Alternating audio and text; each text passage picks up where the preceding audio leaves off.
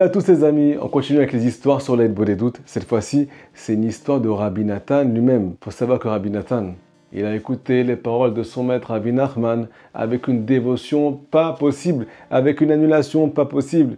Et c'est pour ça, comme on va le voir aujourd'hui, qu'il est devenu Rabbi Nathan. Donc les amis, c'est possible. On va vous donner dans ce cours ce qu'on appelle une anaga, un exemple de comportement pour pouvoir faire brûler le feu de Breslev à l'intérieur de votre cœur. Pas que ça reste des enseignements tout simplement, mais que ça devienne une Torah de vie. Avant tout, ce cours est dédié à Taché Inbar pour la guérison complète de Adèle, Sarah, Chaya, Bat, Anaïs, Esther. Que Akadosh Baruch Hu lui envoie une immense foi chez les mains. Foi ta nefesh ou foi ta gouf. C'est parti les amis. On se retrouve en plein hiver dans les longues nuits de Shabbat et d'hiver. Il faut savoir que les nuits en hiver, elles sont beaucoup plus longues qu'en été.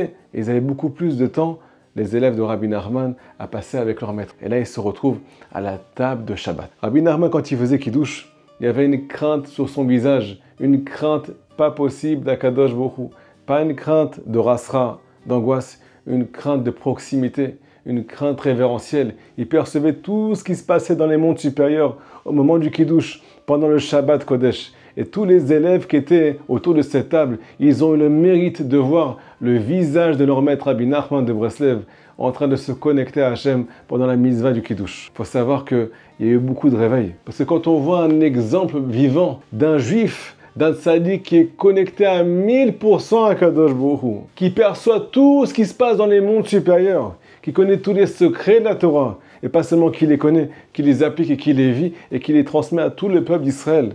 Alors les élèves, ils ont ce qu'on appelle reçu une très très grande connexion pendant ces Shabbatot des grandes nuits d'hiver. C'est parti les amis. Rabbi Nathan, quand il voit le visage de son maître, il ne peut plus dormir. Tous les élèves après le repas, malgré avoir entendu toutes ces belles paroles de Torah et avoir vu le visage de leur maître, ils aient ce qu'on appelle dormir pour être à l'heure le lendemain matin à la prière. Mais Rabbi Nathan n'y pouvait pas dormir. Il a marqué que malgré les nuits froides, des nuits qui s'étaient congelées en hiver, la veille du Shabbat, après la fatigue de toute la semaine, alors Rabbi Nathan, en pleine Ukraine, en plein hiver, il est ce qu'on appelle faire une des doutes. Toute la nuit jusqu'à la prière du matin. Qu'est-ce qu'il disait là-bas?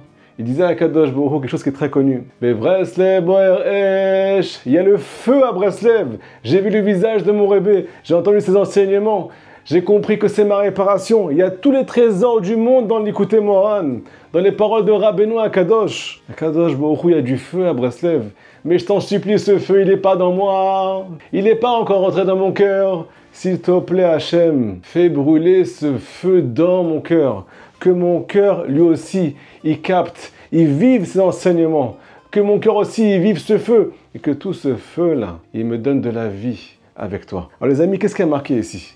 Rabbi Nathan, pendant des nuits entières, la veille de Shabbat, il chantait à Kadosh Baruch Hu. Ce n'était pas les hurlements. Il est marqué là-bas qu'il chantonnait ces paroles-là. Mais Breslev boer esh, averota belibi. Mais Breslev boer esh, averota belibi. C'est la chanson qui est très connue. Toute la nuit, il était en train de répéter ces paroles.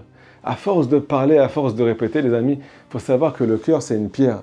Et quand on lui lance des petites flèches de paroles de vérité, alors cette pierre-là, elle commence à se fendre et devenir ce qu'on appelle un cœur de chair, un cœur de Breslev, Bassar, Lev, traduction, un cœur de chair.